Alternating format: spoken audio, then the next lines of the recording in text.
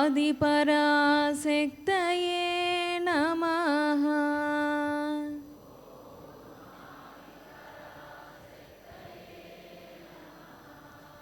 ఓం శిరిడి సాయి దేవాయ నమః.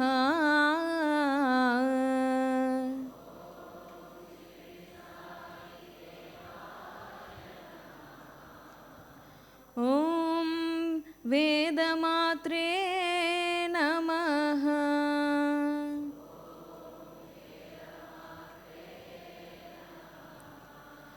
ఓం ఉపాసనీ బాబా గురుభ్యో నమః.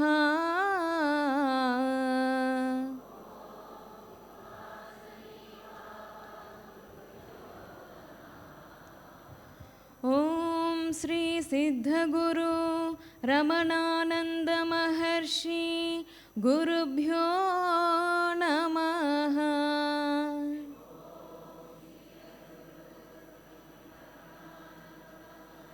శివ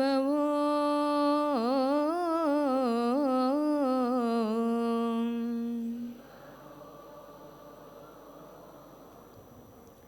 సాయి ఓం శక్తి ఓం.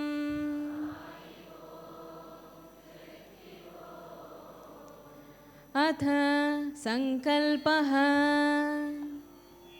ఓం తత్సత్.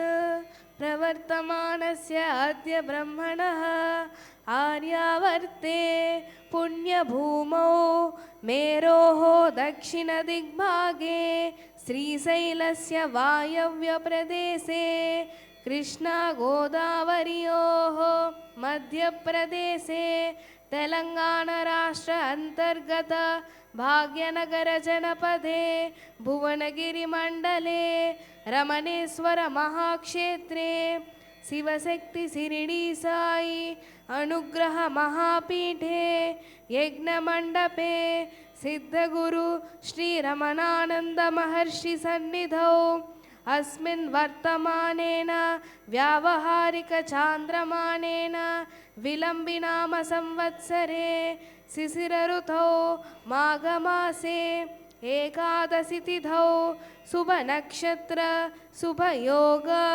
శుభకరణే ఏవం గుణ విశేషణ విశిష్టాయాం శుభతిథౌ. నేను శ్రీమాన్ శ్రీమతః అని చెప్పిన తర్వాత మీ గోత్రనామాలను మనసులో స్మరించుకోండి. శ్రీమాన్ శ్రీమతః.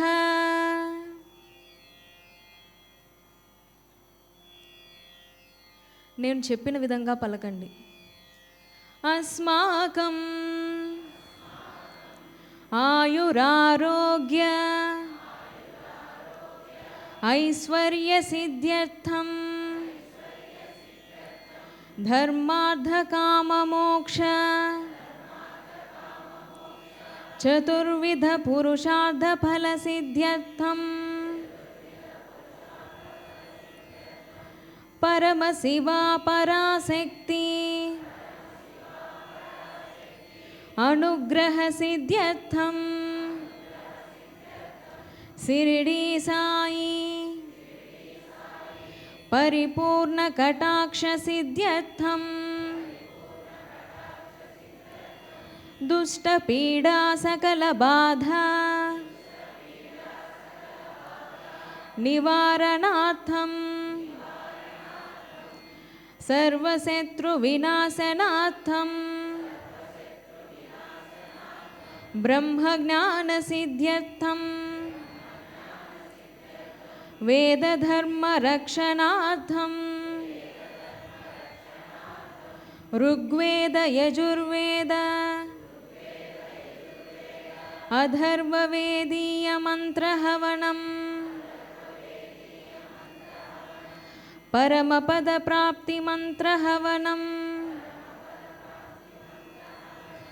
నవగ్రహ దోష నివారణ మంత్రహవనం శిరిడి సాయి సహస్రనామ స్తోత్రహవనం మహాగాయత్రీ మంత్రయుక్త వైదికయజ్ఞం సిద్ధగురు శ్రీరమణానంద మహర్షి బ్రహ్మత్వేన కరిష్యామః.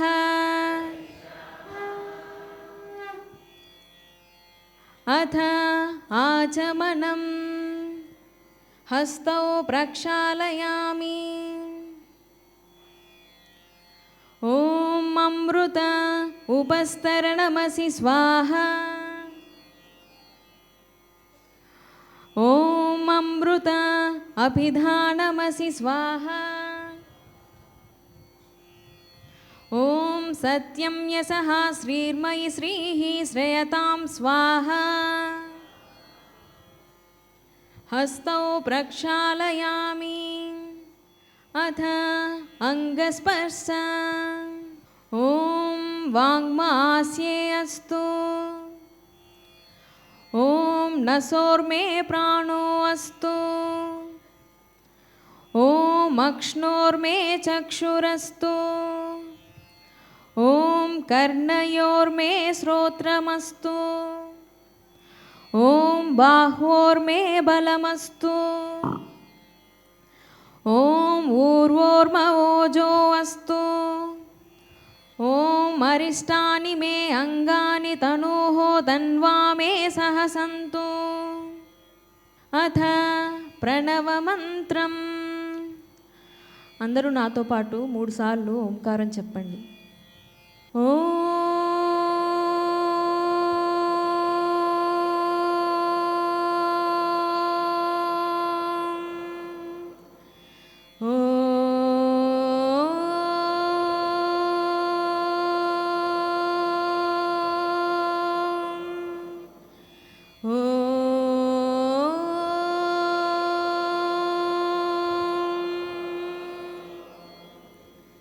అథ యజ్ఞవిధి అజ్ఞాధానం. ఓం భూర్భువస్వః.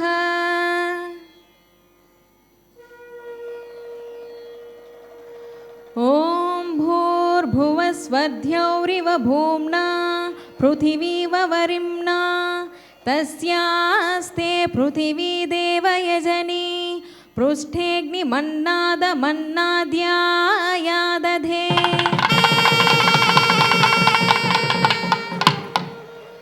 ఓం ఉద్బుద్ధ్యా స్వాగ్నే ప్రతిజాగృహి త్వమిష్టాపూర్తే సగం సృజేధామయం చ ఆస్మిన్ సధస్తే అద్యుత్తరస్మిన్ విశ్వే దేవా యజమానశ్చ సీదత.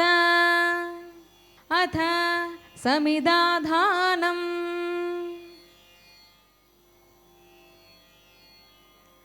ఓం అయంత ఇద్మా ఆత్మా జాతవేదస్తే నేద్యస్వ వద్ధస్వ చేద్ధవద్ధయ చాస్మాన్ ప్రజయా పశుభిర్బ్రహ్మవచ్చసేన అన్నాద్యేన సమేధయ స్వాహా. ఇదమగ్నయే జాతవేదసే ఇదం న మమ. ఓం సమిధాగ్నిం దువస్యత ఘృతైర్బోధాయతాతిథిం ఆస్మిన్ హవ్యాజుహోతన సుసమిద్దాయ శోచిషే ఘృతం తీవ్రం జుహోతన అగ్నయే జాతవేదసే స్వాహా. ఇదమగ్నయే జాతవేదసే ఇదం న మమ. ఓం తంత్వా సమిద్భిరంగిరో ఘృతేన వర్ధయామసి బృహచోచాయ విష్ట్య స్వాహా. ఇదమగ్నయే అంగిరసే ఇదం న మమ. ఓం అయంత ఇద్మా ఆత్మా జాతవేదస్తే నేద్యస్వ వర్ధస్వ చేద్ధవర్ధయ చాస్మాన్ ప్రజయా పశుభిర్బ్రహ్మవచ్చసేన అన్నాద్యేన సమేధయ స్వాహా. इदमग्नये जातवेदसे इदं न मम ॐ मयन्त इद्मा आत्मा जातवेदस्ते नेद्यस्व वर्धस्व चेद्धवर्धय चास्मान् प्रजया पशुभिर्ब्रह्मवच्चसेन अन्नाद्येन समेधय स्वाहा इदमग्नये जातवेदसे इदं न मम ॐ मयन्त इद्मा आत्मा जातवेदस्ते नेद्यस्व वर्धस्व चेद्धवर्धय चास्मान् प्रजया पशुभिर्ब्रह्मवच्चसेन अन्नाद्येन समेधय स्वाहा इदमग्नये जातवेदसे इदं न मम ॐ मयन्त इद्मा आत्मा जातवेदस्ते नेद्यस्व वर्धस्व चेद्धवर्धय चास्मान् प्रजया पशुभिर्ब्रह्मवच्चसेन अन्नाद्येन समेधय स्वाहा इदमग्नये जातवेदसे इदं न मम ॐ मयन्त इद्मा आत्मा जातवेदस्ते नेद्यस्व वर्धस्व चेद्धवर्धय चास्मान् प्रजया पशुभिर्ब्रह्मवच्चसेन अन्नाद्येन समेधय स्वाहा इदमग्नये जातवेदसे इदं न मम अथ जलप्रसेचनम् ॐ मदितेनुमन्यस्व ॐ अनुमतेनुमन्यस्व ॐ सरस्वती अनुमन्यस्व ॐ देवसवितः प्रसुवयज्ञं प्रसुवयज्ञपतिं भगाय दिव्यो गन्धर्वकेतपुः केतण्डः पुनातु वाचस्पतिर्वाचं नः स्वदतु ॐ अग्नये स्वाहा इदमग्नये इदं न मम ॐ सोमाय स्वाहा इदं सोमाय इदं न मम ॐ प्रजापतये स्वाहा इदं प्रजापतये इदं न मम ॐ इन्द्राय स्वाहा इदम् इन्द्राय इदं न मम ॐ सूर्यो ज्योतिर्ज्योतिसूर्यः स्वाहा ॐ सूर्यो वर्चो ज्योतिर्वत्सः स्वाहा ॐ ज्योतिसूर्यः सूर्यो ज्योतिः स्वाहा ॐ सजुर्देवेन सवित्रा सजुरुषसेन्द्रवत्या जूषाणः सूर्यो वेतु स्वाहा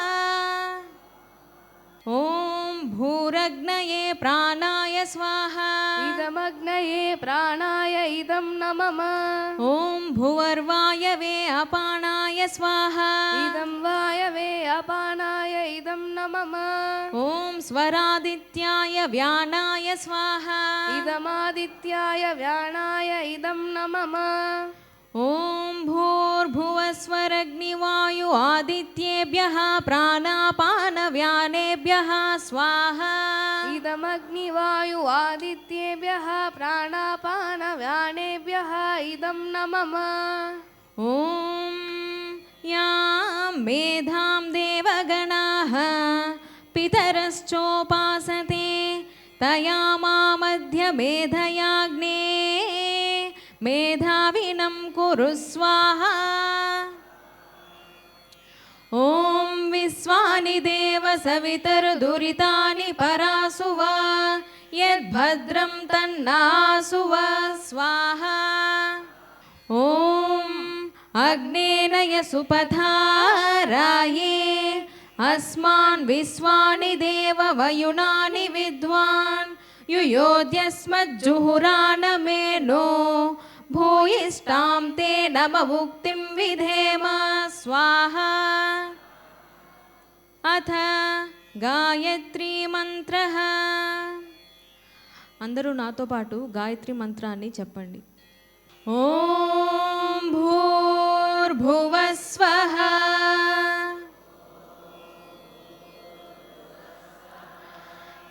तत्सवितुर्वरेण्यं भर्गो देवस्य धीमहि धियो यो नः प्रचोदयात्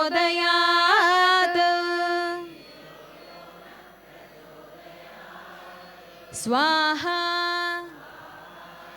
ॐ भूर्भुवः स्वः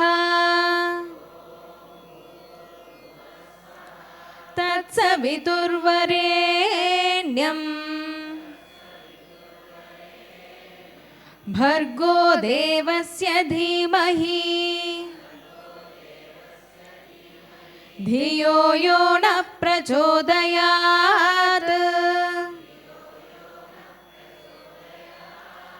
स्वाहा ॐ भूर्भुवः स्वः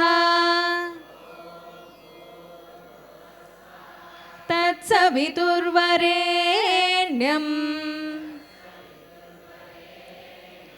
भर्गो देवस्य धीमहि धियो यो नः प्रचोदयात् स्वाहा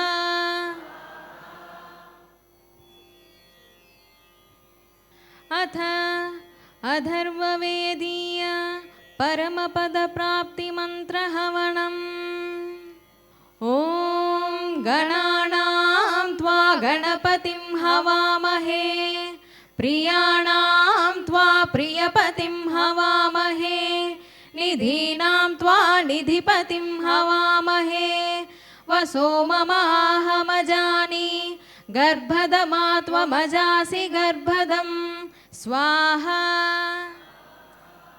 ॐ यत्र ब्रह्मविदो यान्ति दीक्षया तपसा सह अग्निर्मा तत्र नयत्वग्निर्मेधा ददातु मे अग्नये स्वाहा ॐ यत्र ब्रह्मविदो यान्ति दीक्षया तपसा सह वायुर्मा तत्र नयतु वायुः प्राणान् दधातु मे वायवे स्वाहा ॐ यत्र ब्रह्मविदो यान्ति दीक्षया तपसा सह सूर्यो मा तत्र नयतु चक्षुः सूर्यो दधातु मे सूर्याय स्वाहा ॐ यत्र ब्रह्मविदो यान्ति दीक्षया तपसा सह चन्द्रो मा तत्र नयतु मनश्चन्द्रो दधातु मे चन्द्राय स्वाहा ॐ यत्र ब्रह्मविदो यान्ति दीक्षया तपसा सह सोमो मा तत्र नयतु पयः सोमो दधातु मे सोमाय स्वाहा ॐ यत्र ब्रह्मविदो यान्ति दीक्षया तपसा सह इन्द्रो मा तत्र नयतु बलमिन्द्रो दधातु मे इन्द्राय स्वाहा ॐ यत्र ब्रह्मविदो यान्ति दीक्षया तपसा सह ब्रह्ममा तत्र नयतु ब्रह्मा ब्रह्मा ददातु मे ब्रह्मणे स्वाहा इति परमपदप्राप्तिमन्त्रहवनम् अथ ऋग्वेद यजुर्वेद अथर्ववेदीय पराशक्तिसूक्तमन्त्रहवनम् ॐ शिवानः सेन्तमा भव सुमृडीका सरस्वती माते व्योमसन्दृशः स्वाहा ॐ सिंहे व्याघ्रहुतया पृदाकौ ऋषिरग्नौ ब्राह्मणे सूर्याय इन्द्रं या देवी सुभगा जजानसानयेतु वर्चसा संविधान स्वाहा। ॐ या हस्तिनी द्वीपिनी या हिरण्ये त्विषिरप्सु गोषु या पुरुषेषु इन्द्रं या देवी सुभगा जजानसानयेतु वर्चसा संविधान स्वाहा।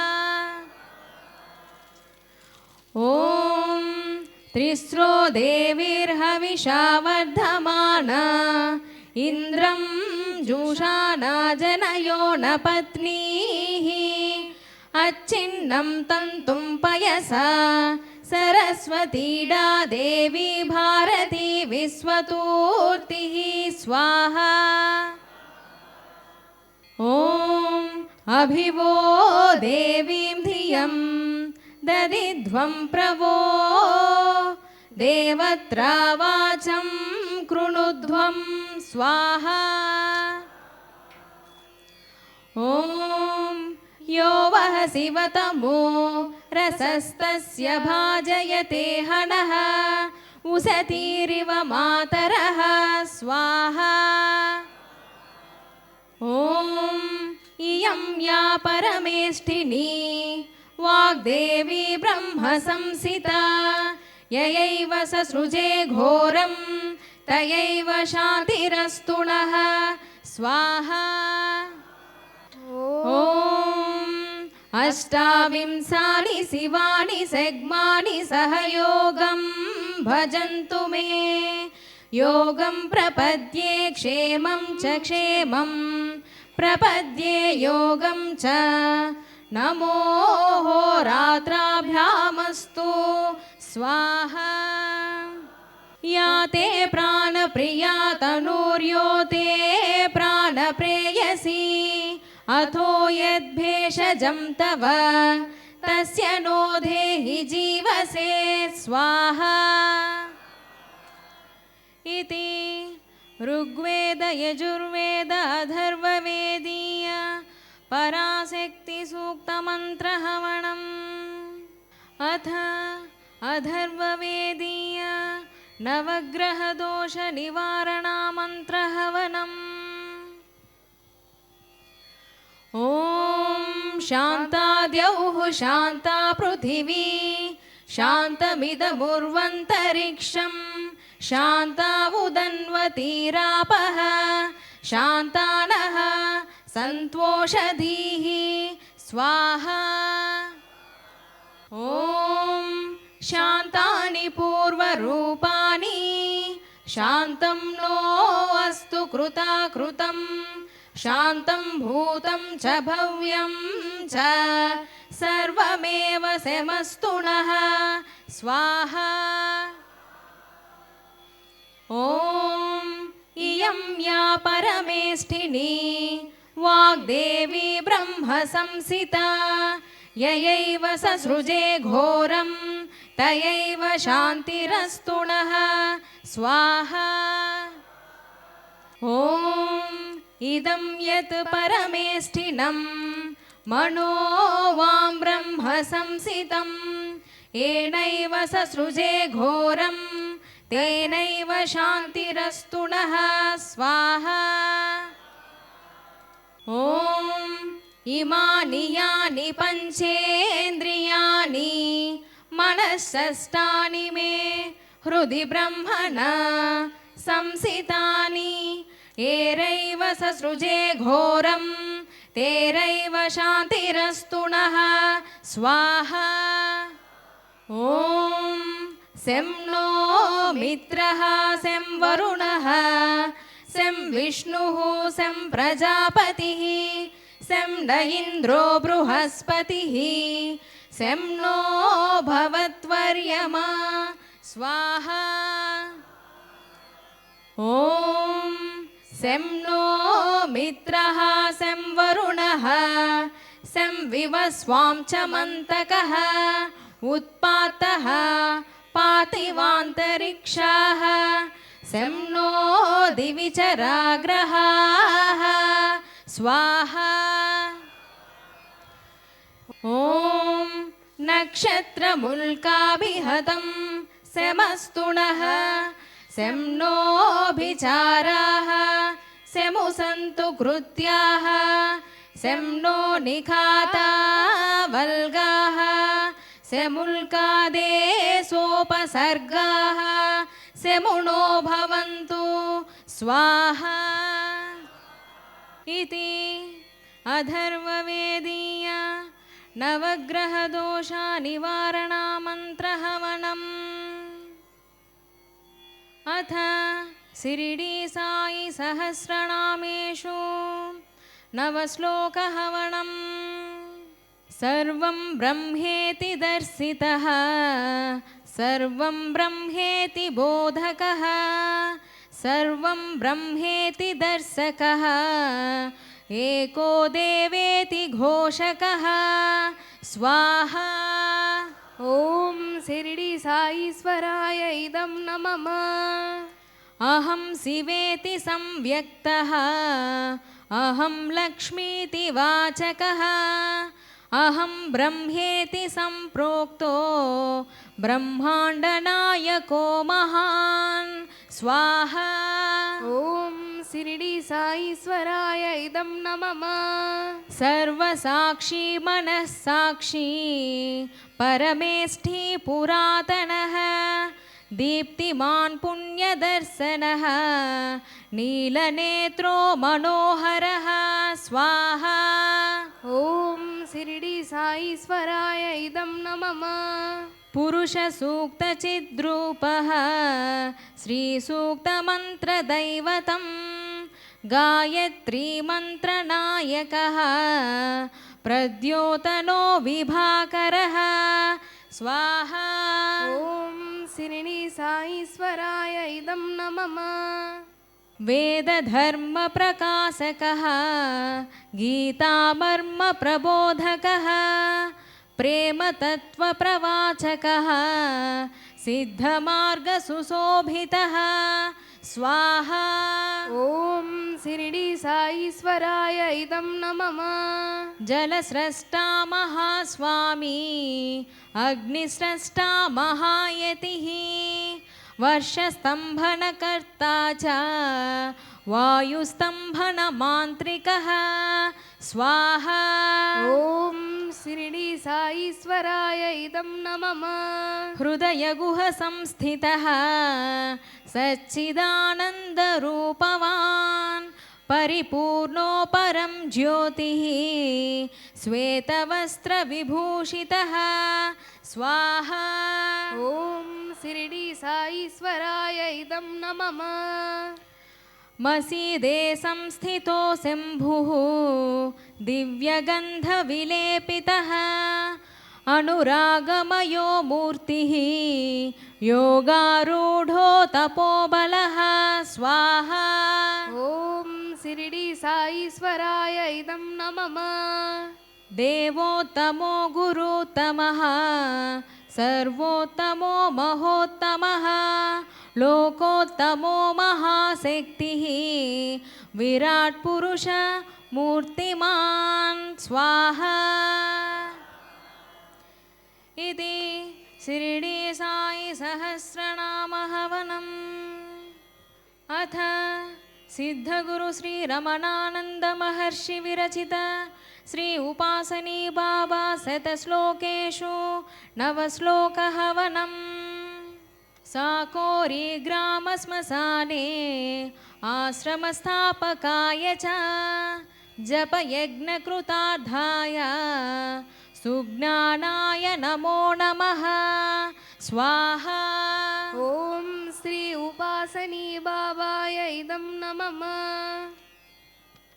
खरगपुर नगरान्तस्थ दलितग्रामवासिने शुद्धभक्तिप्रबोधाय वेदज्ञाय नमो नमः स्वाहा ॐ श्री उपासनी बाबाय इदं नमः शिवमन्दिरवासाय तीव्रोपवासिने नमः ध्याननिष्ठाय योगिने नित्यानन्दाय ते नमः स्वाहा ॐ श्री उपासनी बाबाय इदं नमः नासिक पर्वतवासाय योगनिष्ठस्थिताय च शिवदर्शनयोग्याय योगारूढाय ते नमः स्वाहा ॐ श्री उपासनी बाबाय इदं नमः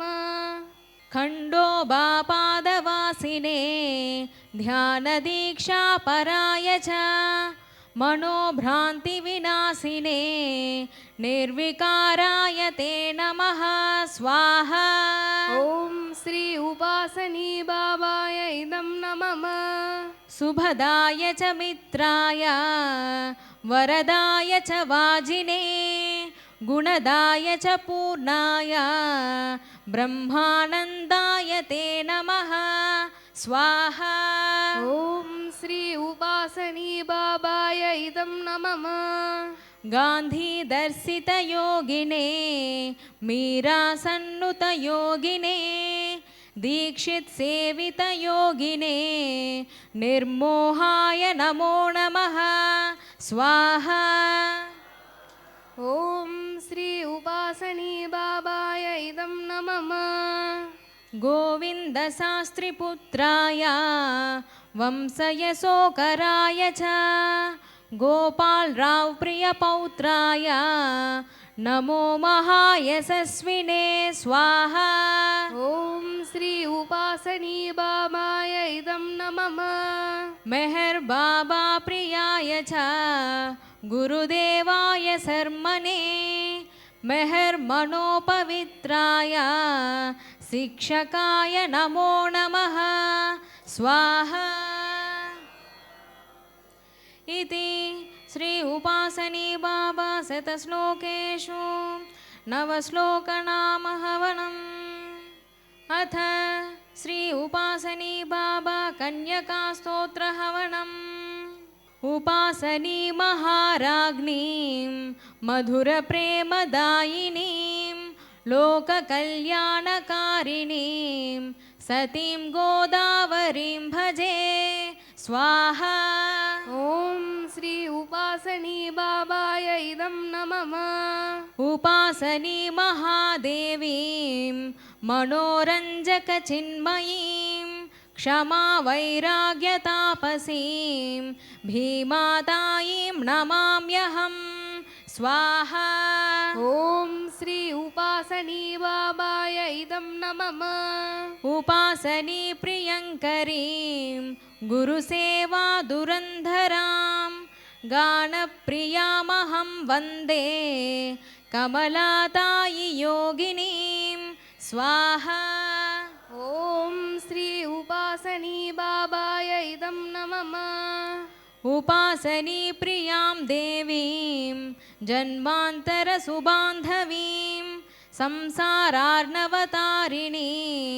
गङ्गातायीं नमाम्यहं स्वाहा ॐ श्री उपासनी बाबाय इदं नमः वेदज्ञानसुधामयीं सङ्कल्पसिद्धिसम्पन्नाम् उपासनी मनोधिष्ठां कुसुमायोगिनीं भजे स्वाहा ॐ श्री उपासनी बाबाय इदं नमः यज्ञदेवीति विख्याताम् उपासनी मनोरमां वेदमयीं तपोमयीं देवीतायीं नमाम्यहं स्वाहा ॐ श्री उपासनी बाबाय इदं नमः गुरुभक्तिपरां दिव्यां सदा साक्षीं सुनिर्मलां उपासनी मनस्विनीं मनुतायी सतीं भजे स्वाहा ॐ श्री उपासनी बाबाय इदं नमः हरिणीति सुविख्याताम् उपासनी महाप्रियां ज्ञानेश्वरीं तपस्विनीं भानुतायीं नमाम्यहं स्वाहा ॐ श्री उपासनी बाबाय इदं नमः अभिज्ञां सुन्दरीं साध्वीं वेदशास्त्रप्रवाचकाम् उपासनी मनोराग्नीं सुभद्रा योगिनीं भजे स्वाहा ॐ श्री उपासनी बाबाय इदं नमः उपासनी समाश्रयां वेदविज्ञानदायिनीं गुरुसेवा सदारतां सुशीला योगिनीं भजे स्वाहा ॐ श्री उपासनी बाबाय इदं नमः प्रेममयीं सुभाषिणीं शब्दमयीं मनोन्मयीं उपासनी वसंकरीं यशोदा योगिनीं भजे स्वाहा ॐ श्री उपासनी बाबाय इदं नमः सामगानमहाविप्रां रम्यभक्तिमहाप्रभाम् उपासनी महापत्नीं कृष्णतायीं नमाम्यहं स्वाहा इति श्री उपासनी बाबा कन्यका स्तोत्रहवनम् ॐ यदस्य कर्मणो अत्यरीरिचं यद्वान्यूनमिहाकरम् अग्निष्टत स्विष्टकृत विद्यात् सर्वं स्विष्टं सुहुतं करोतु मे अग्नये स्विष्टकृते सुहुतहुते सर्वप्रायश्चित्ताहुतीनां कामानां समर्थयित्रे सर्वान्नः कामान् समर्थय स्वाहा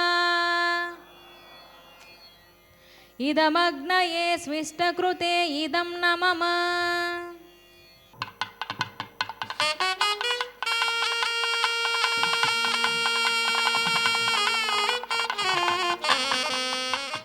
ॐ सर्वं वै पूर्णं स्वाहा ॐ सर्वं वै पूर्णं स्वाहा ॐ सर्वं वै पूर्णं स्वाहा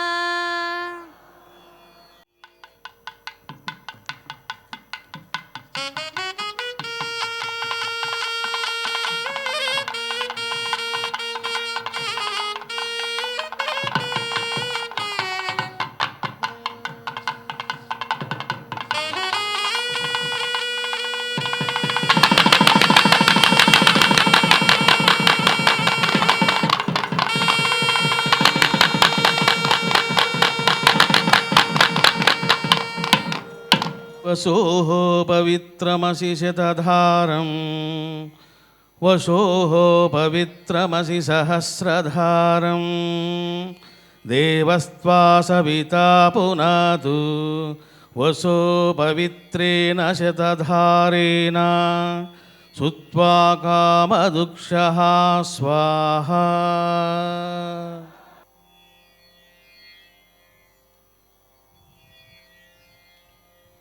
అందరూ మీ రెండు చేతులను అగ్నిహోత్రుని చూస్తూ దేహి అన్నప్పుడు స్పృశించండి. ఓం తేజోసి తేజోమయి దేహి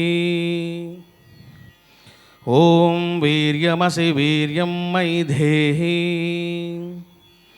ఓం బలమసి బలం మయి దేహి ఓం ఓజోసి ఓజో మయి దేహి ఓం మన్యురసి మన్యుం మయి దేహి ఓం సహోసి సహో మయి దేహి. ఎవరైతే ఈరోజు నవగ్రహ దోష నివారణ హోమ కార్యక్రమంలో పాల్గొన్నారో వారందరి యొక్క నవగ్రహ దోషాలు తొలగించబడాలని, సుఖశాంతులు కలగాలని, కోరుకున్న కోరికలు తీరాలని, శీఘ్రంగా సఫలీకృతం కావాలని, అష్టైశ్వర్యములు సంప్రాప్తము కావాలని దీవెనలు ఇస్తూ వేద దైవ గురు ఆశీర్వచనం. ఓం పునస్త్వాదిత్యాః రుద్రా వసవః సమిందతాం పునర్బ్రాహ్మణో వసునీత యజ్ఞైః ఘృతేనాత్మం తన్వం వర్ధయస్వ. ఓం సత్యాః సంతు యజమానస్య కామాః. ఓం సఫలాః సంతు యజమానస్య కామాః. ఓం పూర్ణాః సంతు యజమానస్య కామాః. ఓం సౌభాగ్యమస్తు శుభం భవతు. ఓం సౌభాగ్యమస్తు శుభం భవతు. ఓం సౌభాగ్యమస్తు శుభం భవతు.